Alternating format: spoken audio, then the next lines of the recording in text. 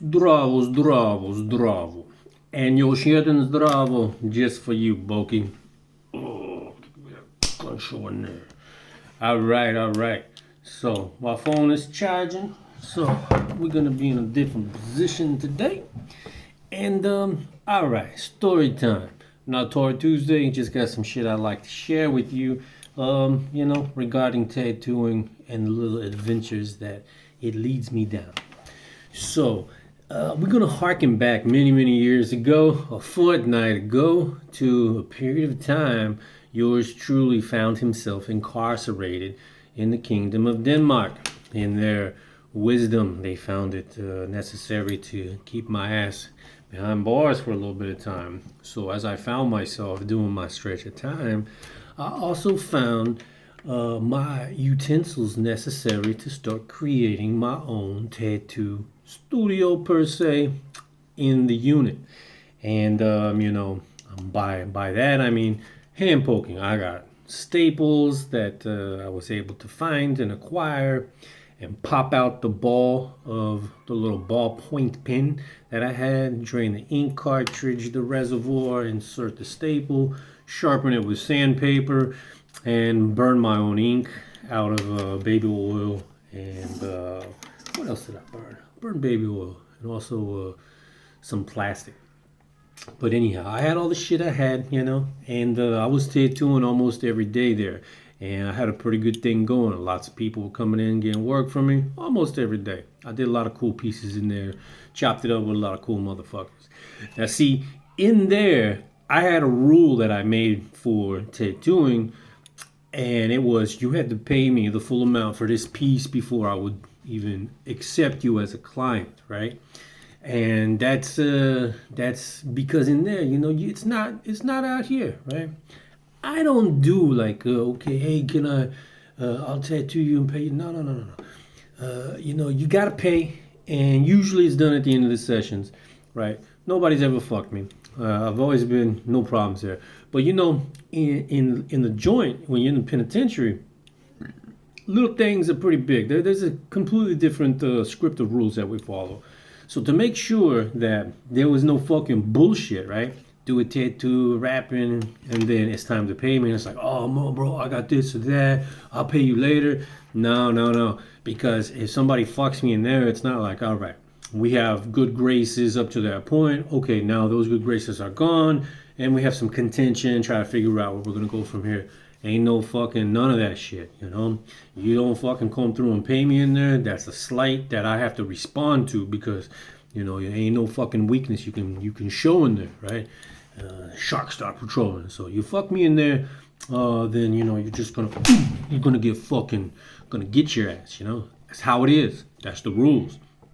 So to prevent that, because that's not what I want. I don't need that negativity in my life, right? I told people like, look, we're doing hand poking, so that it takes a long fucking time, right? So maybe a tattoo on the chest. And you're over there for like 4 or 5 hours, like 5 hours, getting tattooed. Wait, it takes a while. So you're probably there 4 days, maybe 5 days, depending on how much we're bullshitting, And there's always the possibility you could move to a different tier. Something could happen where I'm not able to finish the piece.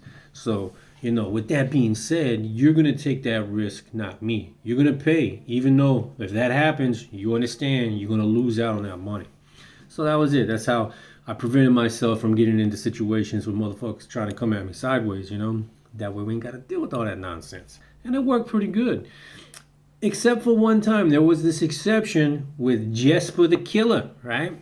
There was this big fucking dude, Jesper. Jesper was in prison for murder.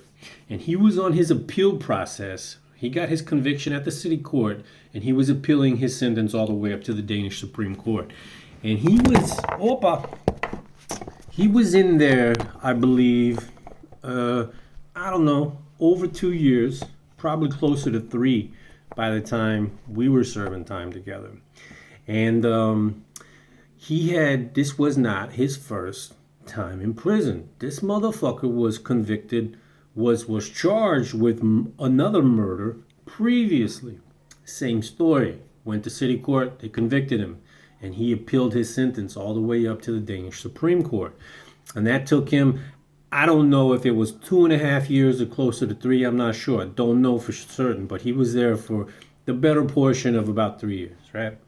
And they got to the Supreme Court and they exonerated him. They overturned the lower court's conviction and they released him. Now, when they did this, the Danish government, the Kingdom of Denmark, compensated this motherfucker a lot of money for being inside prison for such a long time. And it was to the tune of over 6 million kroner, Danish kroner. Now, taxes are high, so they took about half. But Jesper kept a good, I don't know, maybe a little less than 3 million kroner from that.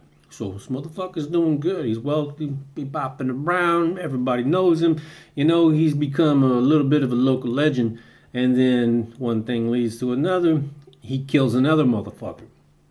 Allegedly, right? So now he's in there with me. And he's near the end of his appeals. And it's a Sunday. He comes in to see me to get tattooed. He's got a tattoo. He's got court, his last court on Monday. And he's got an old lady, right? Bettina, I think was her name. He wanted to get Bettina tattooed on his wrist. Love you forever or some shit. Love Bettina forever. Faivit. I don't remember. But we were going to do both wrists. And he came over Sunday. And Jesper was a cool fucking dude. He was really easy to talk to. Had a lot of cool stories. Real interesting guy. So he comes over bringing some sodas and some snacks and shit. And we're rapping, and hanging out, shooting shit. I start tattooing him. Finish a tattoo. He got his old lady's name tattooed on his wrist now. And I fucking completely forgot to charge this dude before the session. So I'm like, oh man, Jesper, I got so caught up hanging out with you, man. I completely forgot to fucking charge you. So you can pay me now, right? He's like, oh, I'll pay you on Thursday. Like, just really nonchalant about it. And I'm like, took me aback a minute. And I'm like, well, all right. Thursday sounds good. I guess, motherfucker, right? Shit. So we shake and he takes off, goes back to his cell. I'm sitting there thinking, like, I got a bad taste in my mouth about that shit. Because, we just made my motherfucking friend, We have a rapport. But that's it. Just a bit. He not only did he take advantage of my rule, I broke my rule accidentally, but he's pretty nonchalant about that shit, And it irritated me more and more. As I said, this fucking dude is a millionaire. And because he's got so much money, he's a big fucking dude. He eats a lot. He orders store, which we get every Tuesday and Thursday. Every Tuesday and Thursday, Spar comes to our unit with fucking crates and crates of food and all sorts of different shit that, this fucking guy would sell to us at the unit. So, you can put in like a little form, fill out what you want, and the dude would bring you a list of your groceries. Got fucking DVDs, shaving cream, deodorant, vegetables, milk, protein powder, creatine, man, almost everything. Couldn't get alcohol, of course, but everything you could imagine, just about. And I know, because I'm outside my cell all the time, because I'm painting. This unit's kind of locked down. You can't leave your tier. You're on your tier, pop, pop, pop, pop, pop, pop, pop. That's it. You can't leave your tier. You can fuck around on your tier, but you can't leave it. Me, I could. I had a pretty sweet gig where I was painting murals and different shit, and I had a really good rapport with the guards and staff. So my cell was open. I could come up and down as I pleased, and I wasn't questioned about it. All the way into visitation in the basement, whole 9 yards. I was one of probably the only fucking inmate that could do that. Because, anyhow, so I'm outside all the time. I know this fucking guy he spends his maximum amount. This dude walks up to his tier holding milk crates full of fucking food every Tuesday and every Thursday. Now I'm thinking, it's Sunday. Now his dude got a store on Tuesday.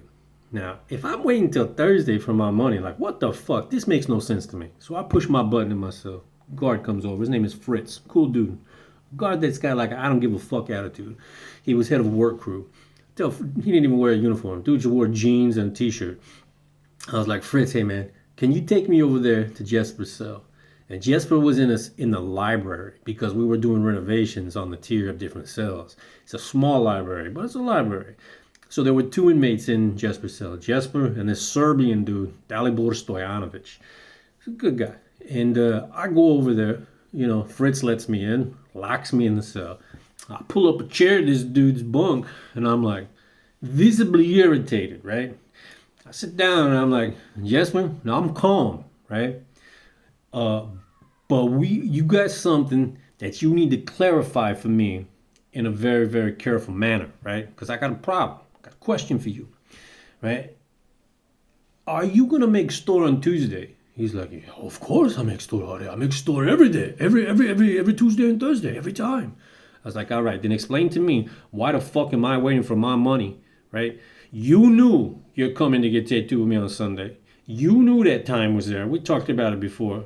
And you don't bring fucking money with you? You're gonna wait? I gotta wait when you're gonna be spending money on fucking cakes and shit?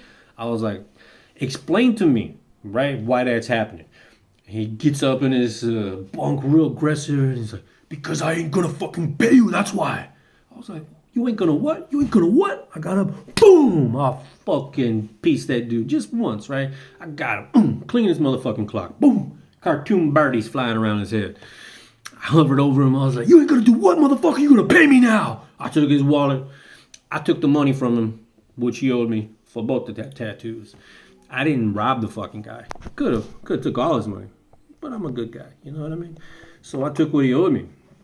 And I said, man, you know what? You try to pull that shit with me, I tell you what, I ain't the one, motherfucker. And he's like, oh, I can't believe you fucking hit me, man. It's his Danish humor. It's humor, Artie. I was like, nah, fuck that noise. You tried to pull my motherfucking card, and I pulled yours. Danish humor. This is prison, you fucking idiot. You seen I come in here obviously irritated. Ain't no jokes on my fucking face. Charging you up, asking you, what the fuck's going on, and you gonna pop off like that to me? Ha ha, absolutely not. He kept going on, oh, it's a joke, it's a joke.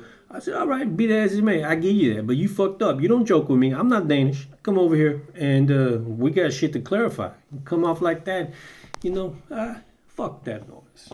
And anyway, Dally was like, oh, still try to calm things down. And he did. Everything was good. I told him, look, we can box or, whatever. We're square. I'm paid. That's it. And talked for a moment, and Fritz, probably just a coincidence, but he opened the door and he's like, are y'all done fighting in here? It's like, yeah, we done. So I left, right? Went back to my cell door stayed open, and there's another Jesper on the tier. He's a young, skinny dude, half Greenlander, half Danish. Cool guy, really like the dude. So his cell's open too. He come out to get some cleaning supplies to clean his cell, to mop and shit. And they left the library open, Dally and Jesper's cell. So Jesper lays down, right? He's talking to Dally while he's laying down, bitching about me, And as he's bitching, blood just starts coming out his nose. Dally's like, dude, you're bleeding, right? So he gets up and goes to the mirror, and yeah, about that. Goes to the mirror and tries to, clean himself up, and he blows his nose. As he does, boom, his motherfucking eye swole up, completely shut. Looked like a fucking cartoon. Didn't look real. Like, boom, just swole the fuck up. And as he's in there, in the mirror looking at this shit, Jesper, the other one, walks by. He used to ride motocross, so he's like, oh, I've had accidents many times, you need to drain it. It's a hematoma. So he had a pin, and this motherfucker stabbing his eye all over the place, just making it worse. It wasn't a hematoma, it was just swelling. And it instantly started turning blue and shit. Oh, it's crazy. So, yeah, he goes to court next day, right? And what do? Bam, news is there taking photos and shit. They convict Jesper for this murder, give him a life sentence. Now, he comes back to the unit, blames me, that fucking American, it's his fault. I went before the judges and they see me, that looks like I'm fighting, like I'm a bad inmate, and they went against me. It's like, hey, you know what? Maybe you should have paid your fucking tattoo artist, you wouldn't be serving life in prison now, right?